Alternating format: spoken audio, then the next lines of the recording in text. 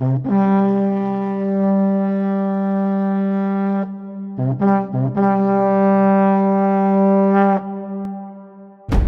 everyone, this is Gary from Fantastic Fundas, and in this lecture today we are going to talk about the carrot and stick of the Government of India. So that is the Government of India Act 1919, which is the carrot, and the stick is the Rowlatt Acts. Now I did mention you that why I'm calling this carrot and stick, because you know that since Lucknow Pact, in spite of all the communalism, there was growing unity between the Carters, and then government did not meet the expectation of the people after the World War One. People were looking for greater concessions; those were also not met. So what happened at this time after this, that government thought, okay, we'll have to give some concessions to people, and these concessions came in the shape of the carrot to the people. Okay, why I'm calling it carrot? Because it was just hanging carrot. It was never fully given to Indians. And the stick is because government also uses repression and the force to control the nationalists. So they were trying to control them in whatsoever manner possible, right? So now we begin with the Government of India Act 1919, right? Now there was these are also called as Montfort reforms, but because there were two people involved, Montagu and other was the Chelmsford, right? And the Montagu over here, right, he was the Secretary of the State at this time, and he made a statement in the House of Commons in England, and what he said is very typical, for very important for us to understand. He said, the policy of His Majesty's government, with which the Government of India are in complete accord, is that of increasing association of Indians in every branch of administration, with a view to progressive realization of the responsible government in India as an integral part of the British Empire. I wrote down this statement in the earlier last lecture also, so I'm not writing it here, but please remember this quotation. It says so much about the British policy, because for the first time Britishers are here talking about the self-governance, self-governing, right? Even up to 1909, if you recall, Lord Minto was saying that if this has anything to do with the democracy, I for one would have to do nothing with it. Okay, such things were there, right? And according to the Britishers, they call this, the Government of India Act, as the most momentous utterance. The quote that I just gave it to you, that it is the most momentous utterance by the British Empire ever made in India's history. That is what the Britishers had to think about it. Okay, and then what happens is that lot of people, for a lot of people, this declaration was not good. Some people felt it's good. Okay, so good declaration that they are going to do something, but a lot of people did not feel so about it. In fact, it was argued that because there is no definite time given in this, so when it will be done, not given. अच्छे दिन कब आएंगे, no one knows. अच्छे दिन will come. Okay, that means, right? Okay, I'm not insulting anyone, right? Don't get offended by anything. That's just a joke around, right? So that ways, अच्छे दिन of these people, Indians, they thought अच्छे दिन आ गए हैं by coming Government of India Act, and some people said अच्छे दिन नहीं आए हैं. Why? Because they said, when time is not given, अच्छे दिन तो आएंगे, but when they will come, but when, that is the question, right? So it was indeed, some people said it insulting to India, that to point out that the British were the sole judge to decide whether India was capable of a particular setup or not. Who are Britishers to decide for us that we need this kind of rule or that kind of rule? Let us ourselves decide. Are not we capable of that? So, Secretary of the state, he comes to India, right, and he discusses with all these things with the Viceroy, Lord Chelmsford, okay, and then in their discussion, and then a committee is formed, okay. This question can be asked in your paper. A committee is formed, of which there are a few people part. For example, Sir William Duke is part of it. William Duke. Okay, and of course Montagu and Chelmsford are also part of it. Then there's an Indian also, his name is Bhupendra Nath Basu. Bhupendra Nath Basu. So he's also part of it. And there is also one MP whose name is Charles Robert, was part of this committee. Okay, so this question can be asked in your paper, that who were the people involved in this committee regarding the Montagu Chelmsford report, which makes the Montfort report on the basis of which the Government of India Act is passed. Okay, now this committee gives the report, and the law is passed, and the Government of India comes into being. For the first time, Government of India Act, okay, for the first time there was introduction of the preamble into it. When I was talking about preamble in the polity lecture, there also we talked about the preamble over here, right? Now, if you read the preamble of the Government of India Act of 1919, few things will come out of it. For example, it said, so it is important to understand preamble, and I will be writing few things here, because if you do forget everything about the preamble in the mains paper, then you can use this knowledge about the preamble of the Government of India Act to write the answer, okay? And if you forget everything about Government of India Act, for example, he was talking about that, British India, okay, British India will get the self governance, but it will remain part of the British Empire. That is like their preamble saying. The stated objective is that, okay. And then, responsible government is the objective. Responsible government is the objective of the Britishers. Number 3 was that this responsible government, it will not come in just one day, it will come progressively. So it will come through the progressive realization, okay. Now many of the people keep on saying, oh, look at these people, independence was got because of the World War II, or because of some extreme violence that happened, or such things. A lot of people keep on saying that we got independence because of that, but here I am giving you logic, okay. Many of people say, no, it was the Britishers who gave us freedom, we never achieved freedom. To such people, I have just one request. Please, sir and ma'am, understand that one thing, that Britishers came into this position of announcing responsible governance because of things like Lucknow Pact, which created a lot of unity in the Indian society. Okay, this led to a lot of unity, and because of which and plus also there was impact of World War I, and the British were supposed to give us something after World War I, which they refused to give. Thus there was more nationalization, and because of more nationalization, British were under the pressure to give us something. So without loss of many people, okay, without much deaths, see, okay, now you suppose you had to fight Britishers and do violence over here, what will happen?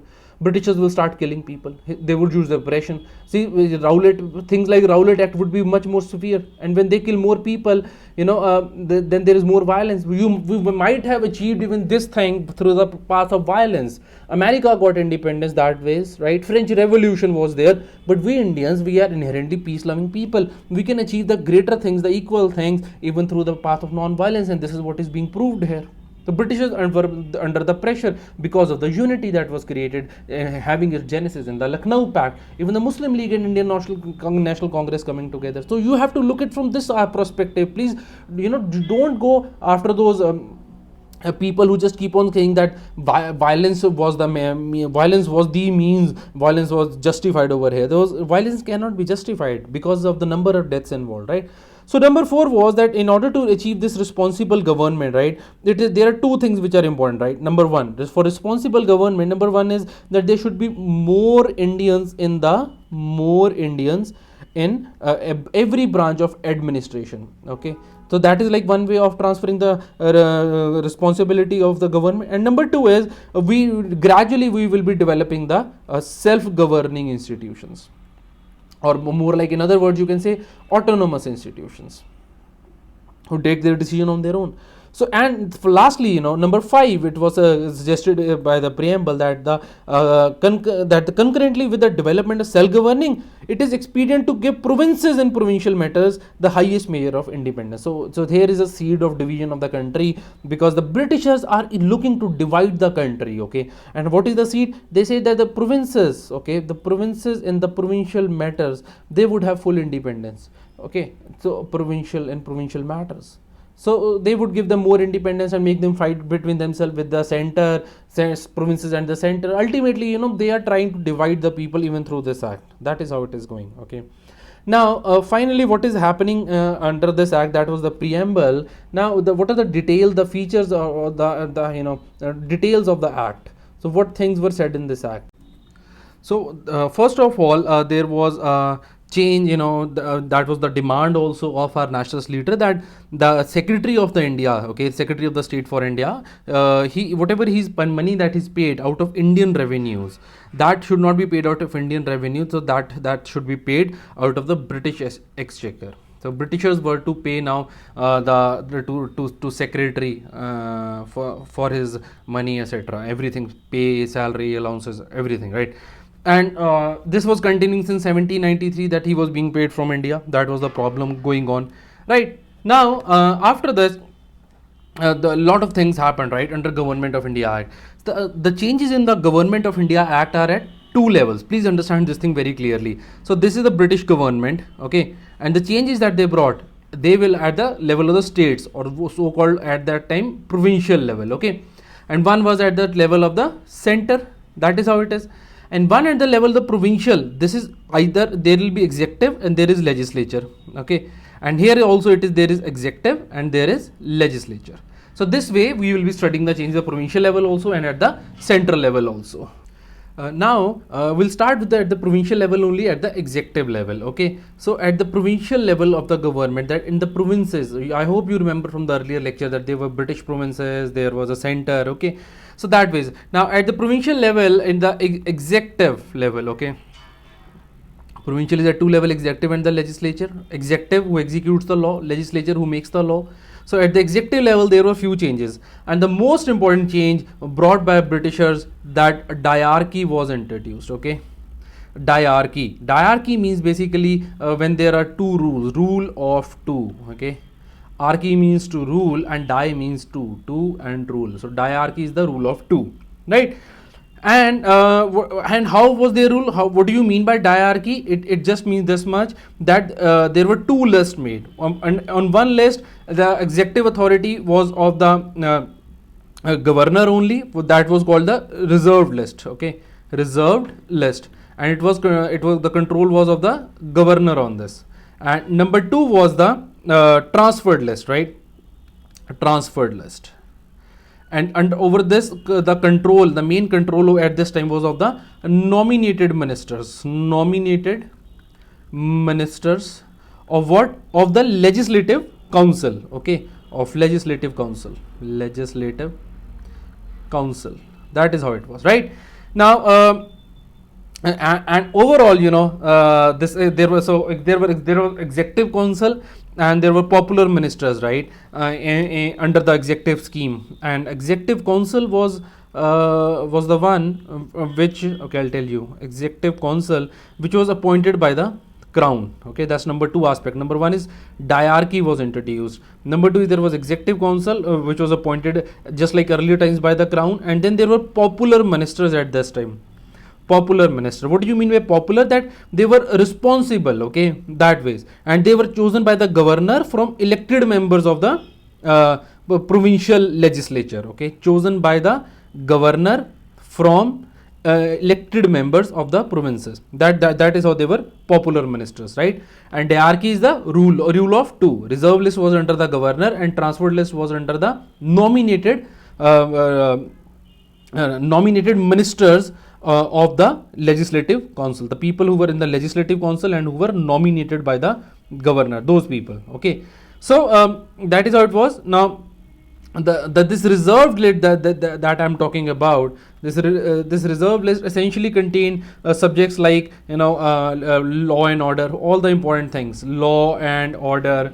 Then it included subjects like police was there, and justice is there, right? Important things, all the revenue system and irrigation system, every such thing which was of importance to the Britishers, it was kept as reserved. And all the things which had responsibility but no financial gains were given to us. For example, education, health, agriculture, right? Local self-government, all these things which are responsibility, right? Sanitation and jail reforms, all these things were given to the transferred list, but it was all responsibility without revenue.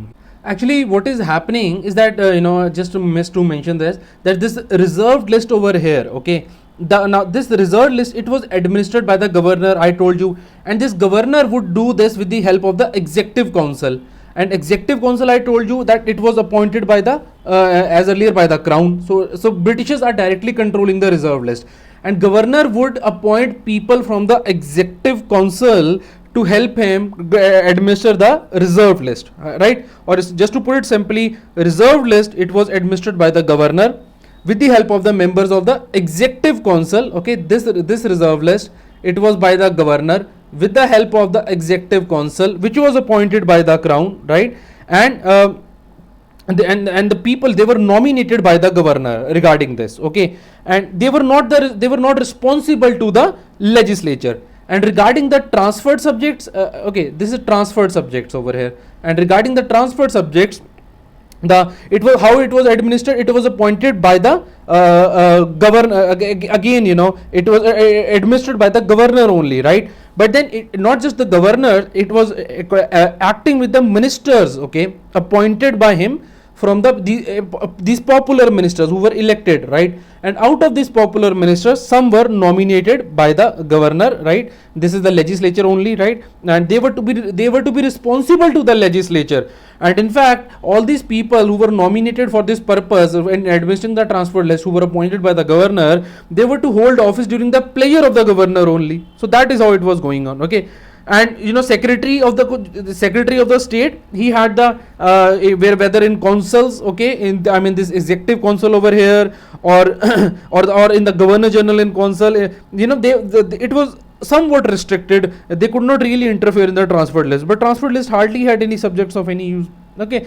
And the reserve department, this reserve list over here, it was subject to direction, control, supervision. Governor general in council had a lot of control over the reserved list including the secretary of the state. They had control over the reserve list, right? So I hope things are clear, right? So transfer list, governor nominates people elected by elected through this out of this elected to the popular ministry, right? Or the people elected through the elections. And regarding reserve list, governor would nominate people from the executive council, which was given by the crown. Just let me write it here also for sake of clarification. I'll just do this very quickly. Okay, now how it is, so there is governor, and then there is executive council, okay. And out of executive council, which is appointed by crown, and out of these members are nominated, who along with governor administer the reserved list. Then there is also governor, and then there are popular ministers who are elected by election, okay. And out of these some people are nominated by the governor, who administer along with the governor what is known as the transferred list. That is how it worked, okay. I hope it's quite clear to you, right? And the ministers over here, these people were to be responsible to the legislature, and they had to resign, right, if the no confidence motion was passed against them. But then only those, not the nominee. This ministries again had like it was a mixed ministry. Some of the ministries people who were there, as I said, they were elected, but some of them were not elected, right? So they did not have to resign, who were not elected, who came through some other manner, okay. So only those people who were elected, they had to resign it, and not people not who were, let's say, nominated to these popular ministries, okay, nominated or indirectly who came over here, okay. I hope it's clear, right? Now legislative councillors were there, right? They were not to be responsible to the legislature as they were nominated, okay. Legislative councillors were there, for example, they were nominated, so whoever is nominated will not be responsible to the legislature. And then there was another provision at this time, and that provision is related to the that if constitutional machinery failed, this is all at the provincial level on the executive side. If constitutional machinery failed, then what will happen? Then the governor will take over. In any case, governor is ruling, but if constitutional machinery fail, then governor will have absolute control. So that is almost like number 3 point I have covered. Number 4 over here is now if also any failure of the transfer subjects, that will be under the governor, okay. Whenever there is failure of constitutional machinery, the transfer subjects are also under the governor, right? So pretty much like our present day emergency rule. There are so many similarities you can observe, right? Then number 5 is secretary of the state and the governor general. As I told you, they could interfere in the reserve list but not in the transferred list, right? And the interference was very less, right? So that is how it was about the changes at the executive level, right, in the provincial at the provincial level, okay. So we have done the provincial level. At that time we have done the executive level changes. Now we'll talk about the legislative changes. For example, what are the legislative changes? The people who were elected to the legislature, 70% of the members almost, they were elected, okay. Number 2, but these people who were elected, there were a lot of communalism in it, and this time the communalism further spread when the government expanded the class electorates. Now, for example, earlier only Muslim got those class electorates, but now the Anglo-Indians, okay, Sikhs and Christians, all of them, Christians not exactly, Christians got it much later in 1935, I believe, right? But Anglo-Indian, Sikhs and Europeans rather than Christians, they got the communal representation over here, right? Number 3 is for the first time in India, women got right to vote over here. So this is also important for you at provincial level, at legislature, women got right to vote. It was over here. And then after that, governor's assent was must for initiating any bill. So without governor, there obviously there will not be governor general council. This is governor, this is the provincial level. So governor's assent is must for the introduction of the bill. Okay, for example, to lay the money bill in the parliament, you cannot do that without the governor doing it. Governor lays that bill. Same over here, governor's assent for any kind of bill, initiation of any kind of bill, not just money bill. Governor's assent was necessary at the provincial level. Number 5 is that governor could veto the bill whenever he wanted it. Okay, and then number 6 says there was the right to ask the questions and supplementaries. Okay, such things were there, right? And there was right to initiate the legislation considering the, but it was it was only up to provincial subject. Okay, then after this, right, number whatever it was. Okay, it was number 6. Okay, and number 7.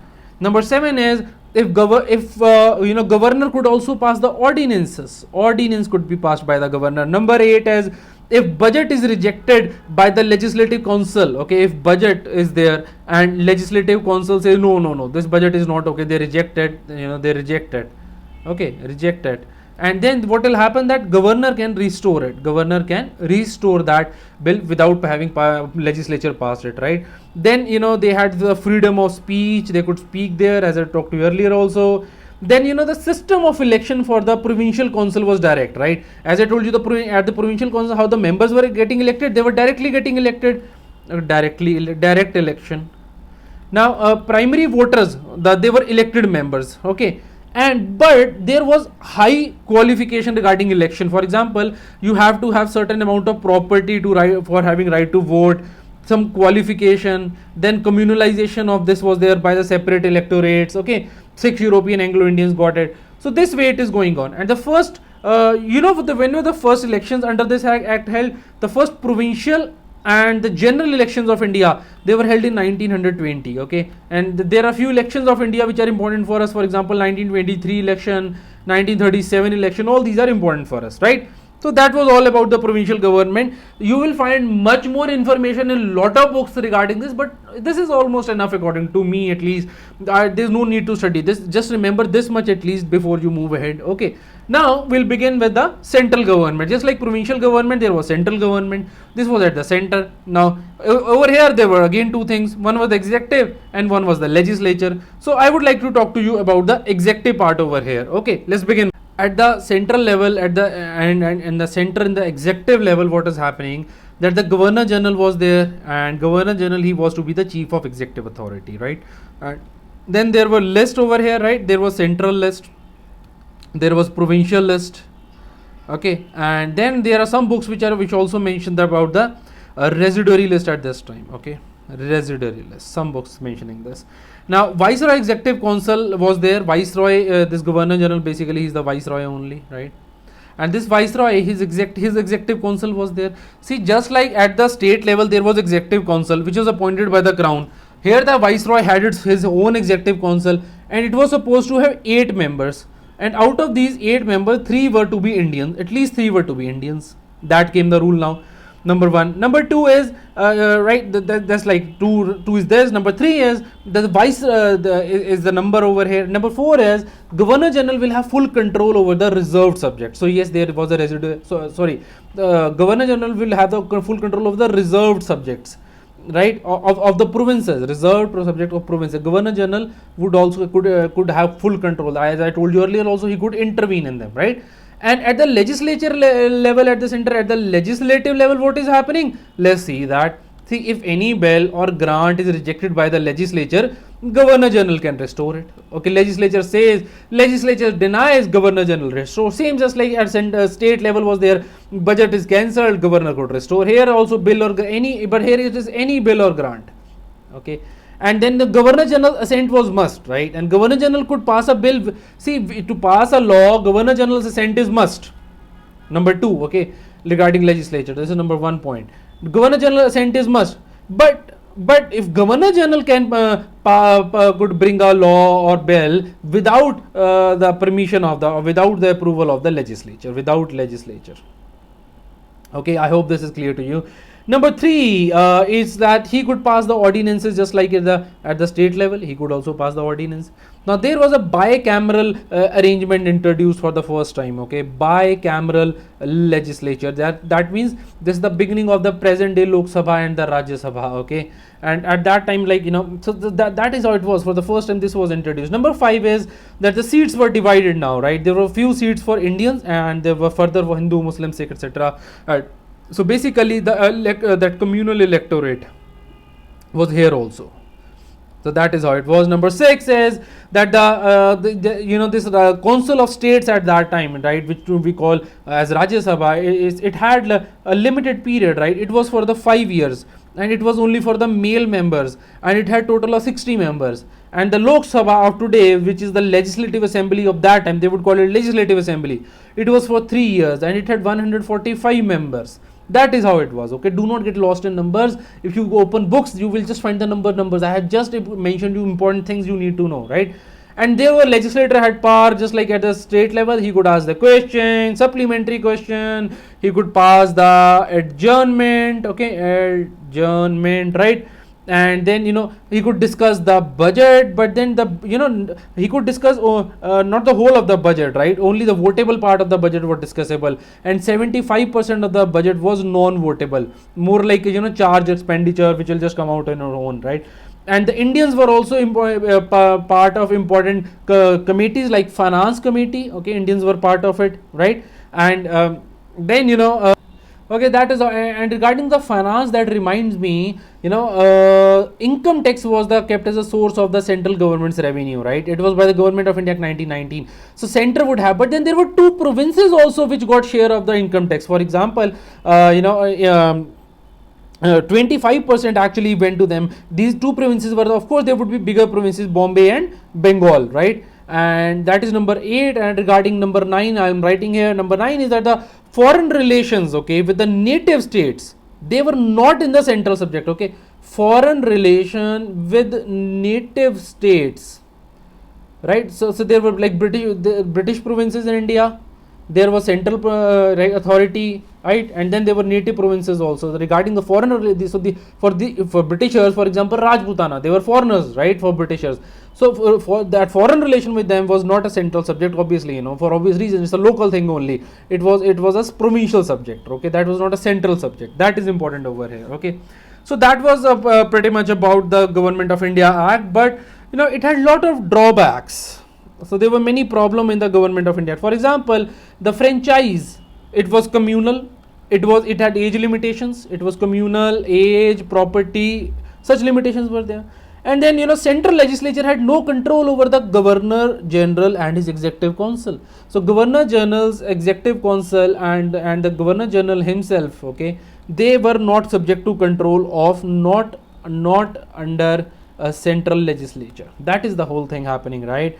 Then, you know, the division of the subjects was very, very weird. For example, you had kept, as I mentioned earlier, also irrigation as reserved subject. Fine, that is okay, fine. But then you are giving agriculture to us. Now you have given agriculture as transferred subject. You gave it under the transferred list, but you kept irrigation with yourself. How will agriculture grow without irrigation, right? And then, you know, allocation of the seats in the center was based on importance of region, right? Punjab and Bengal had more seats at the center than other areas. Why? Because of they were the border states, and they were there important for their military, right? For militarily importance, they were given more seats. And then, you know, see, you are having, I understand that there is a division of subject between the center and the state, right? As I told you, right, there was a central list, provincial list, while discussing the central government executive, right? There was a reserve list.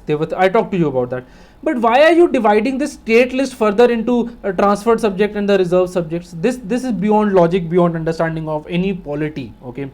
Then this veto power of the Governor General and the Governor, this was very weird in itself, right? And then, you know, parallel administration at the province was irrational, what they were doing. So there was parallel administration going on certain subjects. See, governor could interfere so much, and you know, there was parallel administration. Center is also administering the state, and the state is also, province is also administering itself. I mean, center is administering the province. Okay.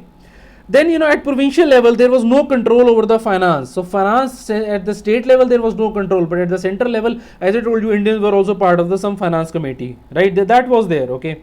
Then, all India services. Now, all India services, even though if the person belonging to all India service, suppose is some ICS officer, today's IS officer, he was working on some provincial thing, he was attached to some provincial area, but he was not responsible to the province, he was only responsible to the secretary. Right, that is another problem. How will it work? Okay, now Congress, Congress said that Congress called up a meeting when this was part, and Congress with the Congress leaders, with there was important Muslim leader Hassan Imam, and he was he was the president of this, right, and they all criticized this Government of India Act at that time, right? Government of India Act of 1919 was criticized by. Actually, Hassan Imam is the 1918 Congress session president. That's what I wanted to say over here, okay? So, and they together criticized the Government of India Act, right? Whatever the Montfort reforms were suggesting. Obviously, Government of India Act was passed little later, but it was already criticized over here, okay? And you see, Lord Curzon also made a statement about this. Lord Curzon, right? He said when the cabinet used the word self-government, मजाक उड़ा रहा था. He said they probably meant an intervening period of 500 years. Okay, so that is the kind of problem that they were. Actually, what is happening? This session was in Bombay. This was a special session of the Congress called, right? There were two sessions in 1918, and this was a special session, right? That is why, there was some confusion regarding this. Anyway, right now, regarding Indian Council Act, see, ultimately, to sum it up, I can tell you that the no real authority was passed by the Britishers, okay, and the executive in the center or in the provinces, executive at any level. Center of the provinces, it was outside the control, as executive was only responsible to the British government at home. Responsibility was only to the British government at home, no responsibility over here. And Viceroy could certify any legislation budget even if it was rejected. So Viceroy had those veto power and those super powers which should not he have got, okay. And then in fact, suffragists forced the government, right? Suffragists used this opportunity to certify the legislation many a time, and the suffragists forced Viceroy to use his veto power many a time. They exposed the British government using their power only, right? And in fact, that was in 1925 that there was a suffragist leader. His name is Vittal Bhai Patel. He managed to become the president of the Central Legislative Assembly, which was a very, very big thing at that time, okay. And but then there were a few other things related to this Government of India Act of 1919, and those are not everything was so bad, okay. There was some good things also, and you should also know good things, because there can be a question in your exam that what was the contribution of the nationalist at that time. Then you can always count these things, because it is because of their work that you are having few good things in the Government of India Act. For the example, for the first of all, Britishers now openly said, right, they said we will not have our benevolent government, benevolent despotism. Okay, they Britishers called it despotism, benevolent despotism. It was not benevolent as such, right? And there was a hint of introduction rather of the responsible government. There was a beginning of the responsible government. And then after that, then after this, for the first time, right, elections to the legislature were known to the people of India, and these elections created what is called as the nationalistic consciousness, consciousness among the people. People got aware, oh, elections hote to yahi hota na, we also get politicized that time. Now, however, obviously there were limitations on elections, right? Property tax and communalism and separate electorates, and for example, people who pay land revenue of rupees 3,000 only, they were entitled to vote. But then, in spite of that, there were some people who were voting, right? And the number of the Indians in the Governor General Council was raised to 3. Okay, out of 8, there were three now, which was a big deal. Okay.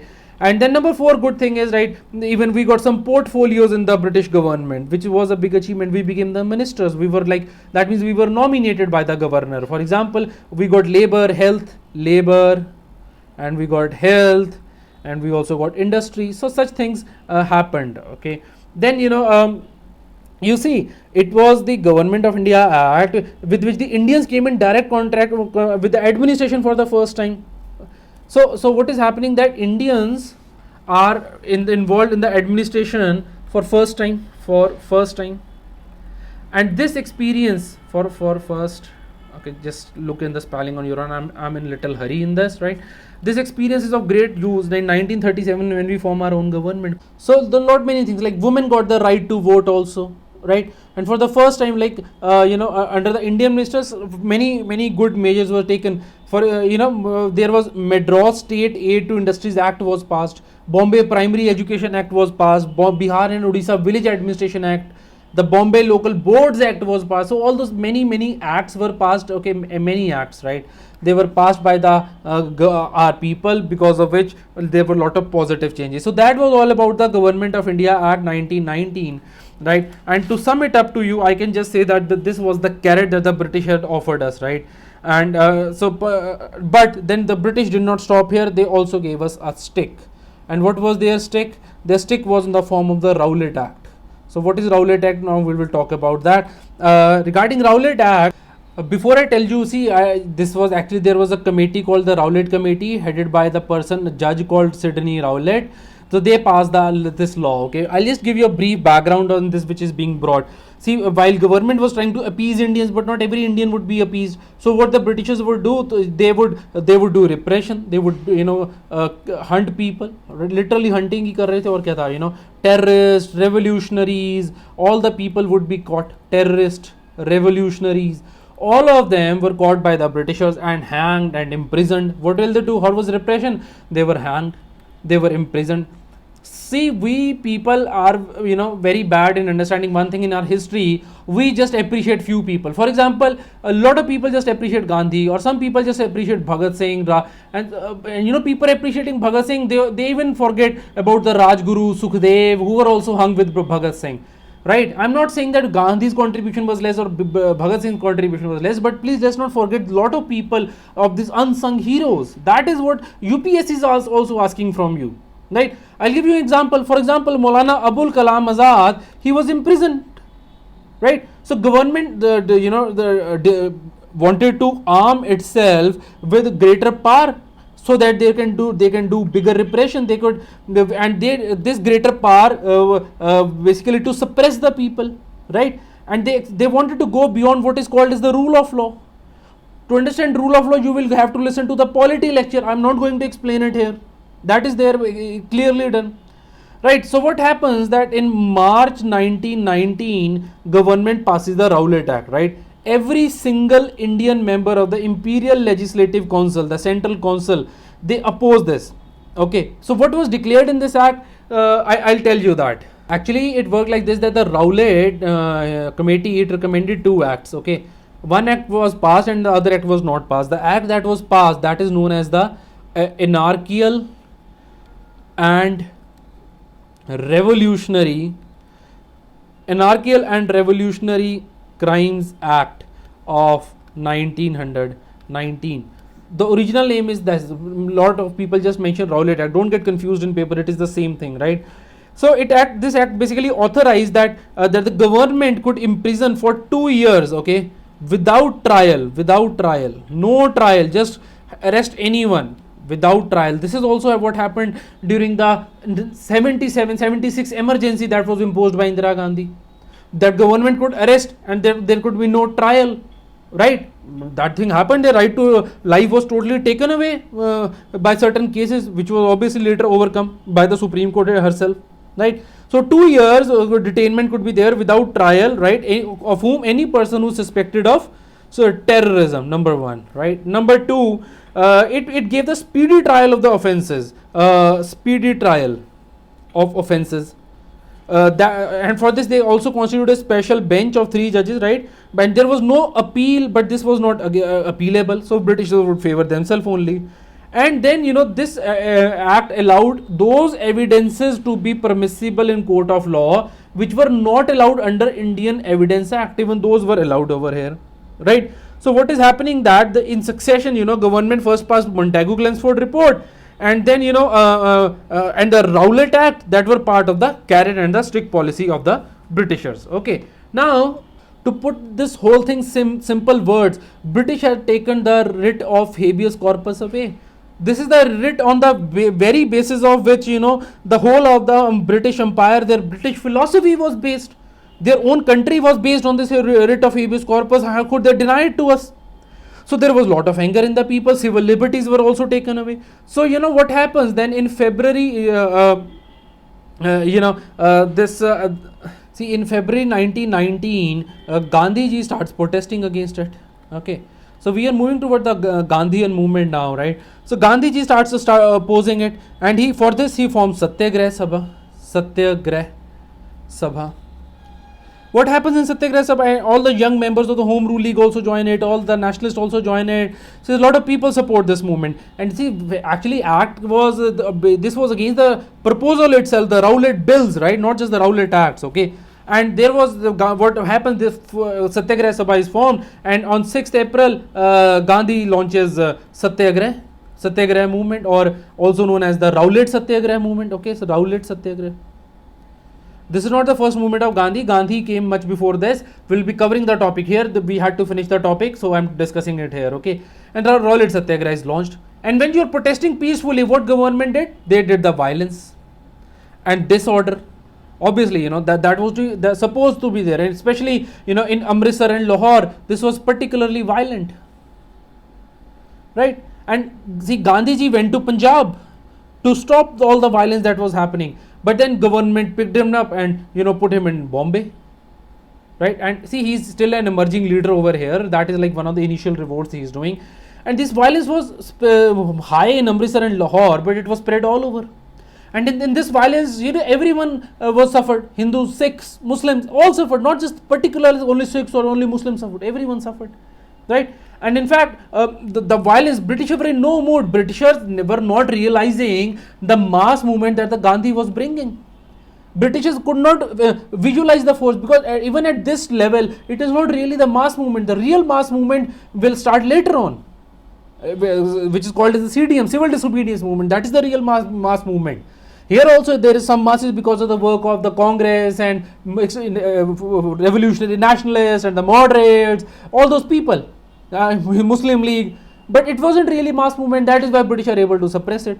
British don't stop their violence here. British are very violent at this time. General Dyer is there, and you know, after just few days, like this is in April, right? 6th April they start, Satyagraha is launched, and on 13 April there is Jallianwala Bagh Kand. Jallianwala Bagh on the day of Baisakhi festival.